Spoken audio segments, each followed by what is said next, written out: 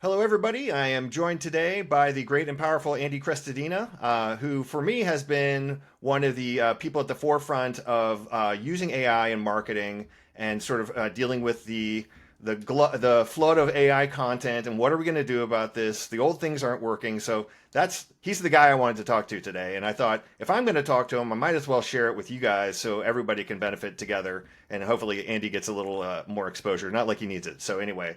Um, that's sort of the big idea of what I wanted to talk about. So I'll just kind of Mhm. kick it to you to start off. Like, I've been following you, talking about this for a little while now. Like, where are you at with this today? Like, your latest learnings, this AI menace, search results. Where is it the sort of top level for you today?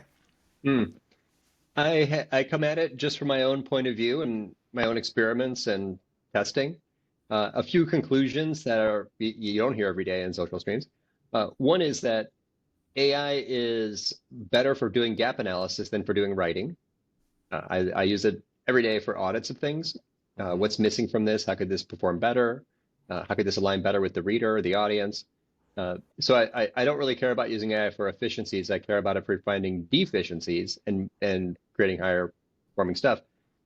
When in the search side, I think that the term AI visibility is sadly short-sighted because that assumes that AI is like traditional search and that people are just using it to see options. But I don't think that's how people are using it. People are using it to get recommendations rather than just see options. So I think the real question isn't how to be visible in AI search results. It's how to get recommended by AI. Hmm. So these are points of view that are just my own and that I encourage others to consider. Uh, and it's just really a lot of trial and error that got me there, Dane. It's a long road. Yeah, well, you're definitely putting in the reps, and so you're earning the knowledge. I also have my own agenda as I look at it through my own lens, no pun intended, about what does this mean for me? And as a video expert and a video proponent, what has stood out to me is the search results are coming from places that are like community focused, like Mhm. Wikipedia and Reddit, and places where like you better not put your opinions out there or try and promote your brand because you're gonna get bit real hard by the community. But there's places like YouTube. Google's the Mhm. largest search engine still, and so like you can use YouTube to put your own content out there, drive that conversation through like video thought leadership that is, not relying on the community. This is your own voice. So you really can have a microphone there, as it were, to kind of put out your own agenda. And so like I'm like ringing the bell over here saying, hey guys, look over here. This is something you're not thinking about. This is really the antidote to the AI slop that's out there in the AI search results. Does that hold water to you? Does that sound right? Just prima facie right there? Heck yeah, I love it. And the people who are freaked out about the zero click, this buzzword now, zero click marketing, YouTubers never cared about clicks. It's all about engagement and visibility and being a helpful, useful internet citizen. So I'm a huge fan of that. I also publish directly onto LinkedIn. So living on a platform is what big tech wants you to do. And I think you can absolutely meet your goals. You just have to change your goal from traffic to visibility. YouTube is an incredible engagement. It's a huge opportunity. Google will always surface YouTube videos. YouTube videos are things that AI can train on. It's one of Google's advantages in the AI era is that they have all this language that they can train on. So I would 100% recommend that to anybody. Video is a more intimate format. You get tone of voice and body language. It builds trust faster than others. You can embed those other places on articles that get traffic from whichever sources. Well, no, I agree with you completely. It's a big missed opportunity. People just don't want to hit the record button. I don't know what's stopping them. Well, I think it's that for sure. One thing, and for me, that this is like there's a sea change that's happening of like the younger generations who grew up with social media and are video Mhm. natives. They're going to be able to run with that, and but the older generations like us. We did go through the pandemic together, and we're doing web video right now. So I would hope that we're comfortable enough to hit record. And I mean, we're going to be on webcams all day anyway. Might as well All make it day. work for you. Yep. So I don't know. I guess it's partly that, but I think there's another piece to this where people are used to thinking about video as like this premium, expensive, hard to do thing, and I think that is the case. But as I've talked about this and looked at this for a while, there's this other thing that's happened. There's another lane where we have this low cost or even free video potential, and you can put it out there sustainably over time and Hmm. make that start to build up this body of content that, by the way, video can be repurposed as, it's got the visuals, it's got Yep. audio and text in the form of transcriptions. For me, Yep. it's sort of like the master format to rule them all. That now, once you have AI to repurpose this stuff and tools like Descript for editing, Hmm. like I think the this thing just opened up recently, and I don't think a lot of people are getting this. And so I thought if we just put our heads together, we might be able to educate some people. And I got a feeling there's some the CEOs sitting around boardrooms thinking, what are we going to do to show up in these search results? And I think we're telling you what to do. And Yeah. unless there's like a better option, which for some people, video is not going to make sense. Like if you're in pharmaceuticals or something heavily regulated, you probably can't just go off the fly like we're just talking right here. You probably need to run Sure. that past legal. But for a lot Hmm. of these companies, B2B SaaS companies, I feel like this opportunity is just sitting right there. And so, like, as far as the other options, do you see better options than that? I mean, I'm very biased here, so Well, I agree with you today more than I would have a couple of years ago because I always thought of repurposing as something where you go into analytics, see what your top performing content was, and then make a video for that thing. But what you just described is video first, and I did that just like days ago. It was very effective. I'd been giving presentations on how to build custom GPTs, which is a highly recommended thing. It's fantastic. It's very empowering. So I took the presentation, recorded it as a video, I worked hard on those and it took hours, of course, but that was my standards and there was a problem with it, so I had to fix it. Anyway, so now I have this video, this YouTube video, and then I took the transcript out of there, gave that to ChatGPT, asked ChatGPT to make an outline. I don't want to use it for writing. And I had this huge head start on the writing piece. It was, I think, it's easier to talk than to type. Your language when you're talking is just more forthright and informal and direct and personal, which is all the hallmarks of good writing. So I think to go from video to text is easier than going from text to video somehow. So I think part of what you're saying there is like a video first thing. The other stuff, for sure, there's, thought leadership will forever be the most differentiated format for content, especially now in the AI era, because AI doesn't have opinions or care about anything. So if you right. write thought, if you have a point of view and you share your perspectives and take a tiny stand on a whatever topic, that is far more memorable and engaging than just another best practices post, even though I write millions of best practices posts. So, so thought leadership. Okay, how does that land? This is the place, right, where Yeah, it's going to land best. yeah, So there is, you know, it is all powerful. The internet crushed many categories like classified ads, and there's lots of super disrupted parts of the world. But video is not. It's totally safe and secure. It's not going anywhere. yeah, yeah. And I think the other thing I'm curious your opinion on, like what would be best practices in your mind, because you're clearly like the website design guy. You have best practices for many years about how to design your website and the best Hmm. kinds of content. So if you do adopt like a video first strategy, I am very confident it's going to help you perform better. But you probably have some better metrics about and case studies about how that might look. So if you're doing video first content and you put that in your blog posts, Mm. or you put that on landing pages or conversion pages Hmm. for gated content, things like that. Sure. What's your sense, just high level, about how that video is going to perform on websites for you? Well, I think that there are two kinds of pages and two kinds of videos, and they are very separate and should remain separate. The conversion focused pages, the key service pages, the home page, the about page, these pages are designed to sell and promote the brand and persuade and build trust. And for those, I would never use YouTube as the player. I'd record the video. I'd probably focus a bit more on the production quality. But I think those should be done. Those should be hosted and streamed through a pro player like I don't know, like a Vimeo or something. Uh, because YouTube has its own agenda and you can't remove that little bug in the corner that, and if they go over to YouTube, they're never coming back. Yep. So I don't like, and it shows a number of views, which if you're on someone's about video and you click to watch it on YouTube and you see there's like 22 views, you're like, this brand is not, that's like negative social proof. Hmm. So video, yes, all day for content marketing. Record videos, they're native on YouTube, promote them in YouTube, and grow an audience there.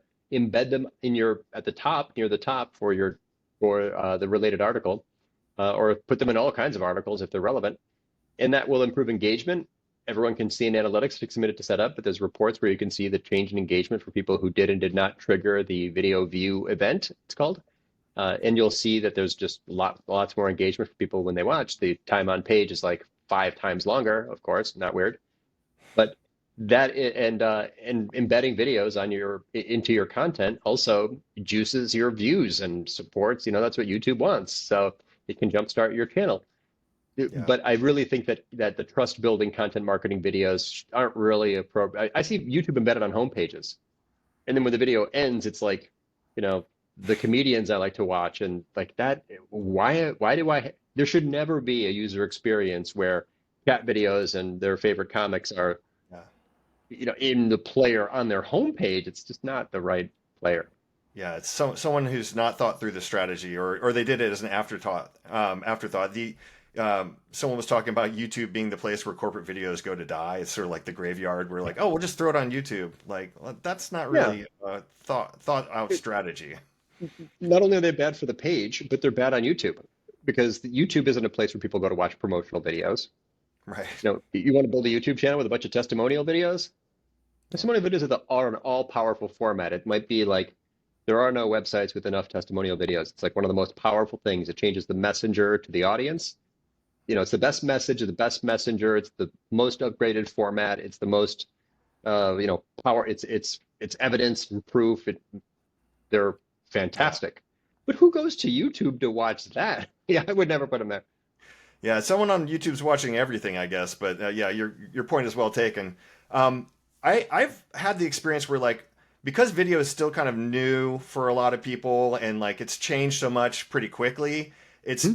it's seeming like as a content afterthought frequently, where it's not really been part of the plan from the beginning about how are we going to do content in general. Because they're like, yeah, we're going to do blogs, we're going to do web page, we're going to do some social media, but they haven't really thought through the video part. And I'm curious now that we're both like rah for video, and Hmm. you're making websites out there. How does that look in like a modern era now with AI? How do we plan for a website that's gonna have content on it? It's gonna have video, but we don't necessarily know what that's gonna be yet because it's gonna be an ongoing developing thing. What's your sense of like best practices there for planning for an ongoing content plan that includes video? Well, true confession, for me even like YouTube I'm being a bit opportunistic there. I don't have a publishing cadence. I make about one a month. I'm making them when I have time. It's not like my primary channel. Hmm. Uh, Joe Palizzi says, pick two. And I have, a how-to blog on my website and on LinkedIn, and I do presentations, and those are my main two. So I think it's perfectly fine and appropriate for brands to choose that, like, we're going to do this thing and it's kind of opportunistic, and we're going to turn, we do webinars. And Hmm. hey, they kind of make podcasts. Let's also put them there. Like I think we need to give ourselves some grace on that. But specific to AI, which you also asked, I think, really a key question because AI is ingesting all the things that we publish on our websites. Hmm. AI is learning about our brands and deciding whether or not to recommend your brand after consuming all of your, scanning and crawling all your pages. But if there are key messages inside the YouTube video, so let's say we are a healthcare company and we've got 2,000 patents, and that's mentioned only in the video, ChatGPT is not going to be able to get that. So I would go through, you could make a prompt for this.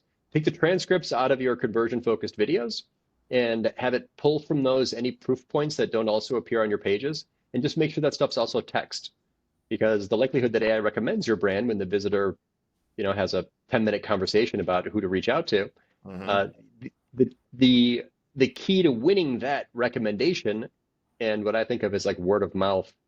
AI is like it reminds me of like a brand channel. It's like word of mouth marketing, but word of an artificial mouth. It's kind of Hmm. Yeah. how I've been thinking about it. Yeah, but it has to get all of those happy stories, case studies, data, statistics, testimonials, the Hmm. awards you've won, those logos, anything that's there that isn't scannable for the AI because it's also text that it can read. You're hiding it from the models. So be careful and make sure that the strongest statements and evidence and clues and stories in those videos are also somehow ingestible as text. Right. And so that to me starts to sound suspiciously like a video first content model where you're recording and then using those transcripts and AI to repopulate those pages and make it AI findable, right? Yeah, yeah. Yeah. I mean, when constructing a page, the job of the page is to emulate a sales call and to guide the visitor through a series of answers to their top questions. Uh, Objection handling for the reasons they wouldn't click a call to action or hire you for your services. And then tons of evidence and proof points. So answers, evidence, and calls to action are the three key elements of any high converting page. So you're going to construct that probably with a bunch of careful research and thought, and maybe reviewing recordings of sales calls and make sure that these don't miss anything, looking for gaps. Again, AI for gap analysis, find deficiencies, Mm-hmm. and anything that requires stronger, uh, an upgraded format. You need to move those into videos. It's like explainers. Why are explainers so effective? It's because some of that stuff's really hard to explain with text. Yeah. Anything that has requires more trust or is surprising or comes from a point of view or is a detailed description or shows an entire process, those are going to lend themselves very, very well to video. And so maybe when you build a page that emulates a sales call, you're going to purposely pick out a few areas that need the higher the higher engagement format like video. So I'm also curious, like your sense, are we headed to a place where websites are not going to be a thing anymore? I mean, I get this sense like it could kind of spin that way, but we do need a place to park the brand somewhere. Although maybe that's not necessarily true, even though it feels true. I don't know. What do you think about where we're headed? Uh, we saw that question when apps, after the iPhone came out and apps became very popular. We saw that question when Facebook came out and people were asking, do I still need a website? The whole conversation's happening in social media that our Facebook page is going to be our company website. So over the years, it's just been a very durable format. And I think AI doesn't really threaten websites because if your job is to train AI to be a sales rep for your brand, and that's basically what I've been saying, like train AI to be a sales rep for your brand. Your best chance of doing that is the one place online where you have unlimited time and space to talk about anything you want. So, there's two brands. One has no website or a very thin content, few pages, and the other one has a very detailed website with 600 pages that with tons of case studies and detail and answers. One of those companies is going to have a much better chance of getting recommended by AI, of ranking in traditional search, of converting visitors into leads. It's really, I can't even, I would have changed, Dana, I love the question. I don't mind it at all, but I would be doing something else today if I thought that there was an end of life coming for the visual internet. Yeah. Not feeling it. Yeah, that's what I was curious about if you're starting to invest time elsewhere. But it sounds like that's a day that won't really come, and I see the reasons now. What do you Well, think? but I Go do though. I mean, because of the declining click-through rates from Google search, for all those, I'm less worried than I used to be about targeting these information intent queries. And 5 years ago, I started syndicating my articles onto LinkedIn. And I don't believe in zero-click marketing. I think that term is totally overhyped. But the when you live on a platform, like we said a minute ago about YouTube, the platform wants you to be successful. YouTube promotes creators. LinkedIn promotes newsletters. Google does not promote websites. So I have literally like 10 times the visibility that I ever had before in the so-called zero-click era. So that no, I think we do need to consider, where our audience spends time and how to be present in those places. But that doesn't mean that I don't also need to have a place where these live in their original format, the most detailed format, the place that I can link back to, the place that I can link to from my email nurture sequences and other Mhm. content and from presentations. So there's an adaptation, but I would not recommend anybody give up on their blog. Yeah, definitely. Okay, so I want to kind of circle back to that point that we were dancing around before the idea of content marketers knowing that video is a good thing, but not wanting to hit record. And I think there's been some AI paralysis too of like, wait, let's Mhm. just see where things land before we start making a plan about how we're going to do this. I want to rattle their cage a little bit. Like, do you feel like they're not getting the message that the content can be the antidote to the sort of summarized AI search results? Are they getting that message? No, they're not. And the alarm is being sounded by SEOs. And I want to remind everybody here that SEOs are single channel marketers. They are focused on just one channel, search. Your audience is not necessarily only using search.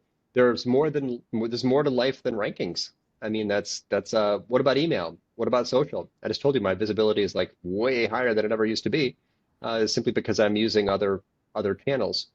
So yeah, if search were the only channel, you could say that, oh, maybe content marketing isn't, you know, a long-term sustainable practice.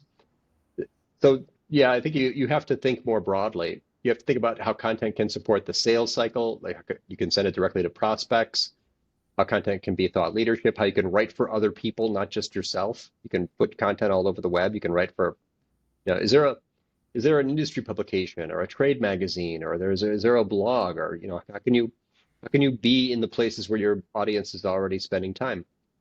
That's content as well. So no, Yeah. it's the narrow-minded, single channel, only on my website type marketers that are thinking like, SEO's dead, content marketing's dead, websites are dead. There's way more out there than just organic click-through rates to blog posts. That's a Yeah. tiny slice of what we're doing here. So yeah, so what's it going to take for these people to come around? I keep thinking that there's just going to be like an attrition. They're going to like lose business and start to do layoffs. And at some point, the alarm bell will be sounded enough where someone's going to take some action. But it just it's concerning to me that it doesn't seem like the message is getting across. Yeah, I really don't know if I think that what often happens, like over the years, we've both been doing this a long time. This is 25 years in digital for me. What usually happens is that leaders, whether or not they're marketers, become exposed to, just through their own consumption, very effective content programs. And then they start asking different questions of their marketing teams. Hey, what are we doing with webinars, or whatever the channel is? Hmm. Hey, I keep hearing this on this podcast, or how come, our prospects are talking about our competitors' op-ed content on Forbes or whatever the thing is. And you started by mentioning Reddit and Wikipedia. I don't think those are the main places. If you simply ask AI where it's learning about your brand, or tell AI that it's your prospect and ask it where it spends time, I doubt if Reddit and Wikipedia are going to be high on the list. It's usually niche publications, industry sites, like there's all kinds of other places. I don't, the big general ones, I don't think are necessarily where, I mean, SEOs like that because they care about, Yeah. link popularity and domain authority. But good influencer marketing and digital PR folks are niching down and putting their content in very specific places where they have strong evidence that the audience is spending time. Right.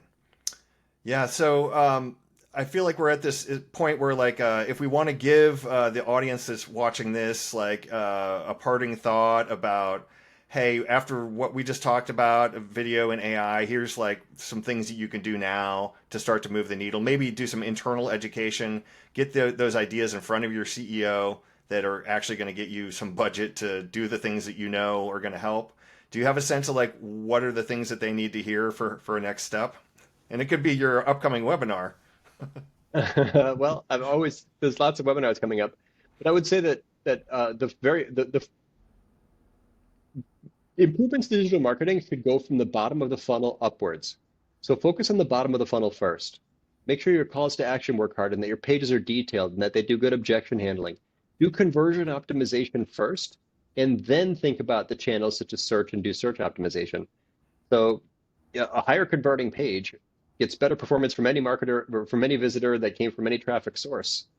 And it's those key messages on those pages that train the AI why you're legit. So if you do good conversion optimization, then you're improving performance for every type of visitor from wherever they happen to come, Mhm. and you're helping to train AI to be a sales rep for your brand. That I think is the future of digital. It's bottom up, conversion first, because those conversion elements are partly what AI is training on. Uh, that that is and I've never seen a website that didn't have huge holes in Yeah. in its ability to answer questions, handle objections, and provide supportive evidence. Yeah. So what I'm hearing is fix your leaky bucket first, then go build out your content empire to get the breadcrumbs back to where you want them. One of my favorite metaphors you just used. I sometimes say it another way. Fix the mousetrap and then add cheese. Right. Traffic That's it. first is a weird idea. Yeah. Right. And video is the best kind of cheese. We've already established that. So, And it from makes my a more own life. powerful mousetrap. That's right. Yeah. It improves conversion rates. Absolutely. It checks all the boxes. Well, there you have it, folks. From Andy Crestodina and myself, a little insight on how to win this AI search war, content war that Mhm. we're all up against, and feed this beast so we don't fall into obscurity and invisibility in the new marketplace. So, thanks again to Andy Crestodina for sharing your wisdom. And if people want to find you, I think they probably know how to find you, but probably LinkedIn and your website, Orbit Media, I guess are probably the best places to go. Anything else you want to add? That's pretty much it, Dane. Yeah. Thanks for having me on. And anyone, oh, and if you listen to this and you want to connect so we can exchange messages, the blue button on LinkedIn says follow. You can skip that. There's some dots. If you can find the connect button, you're welcome to use that and just mention that you heard the show.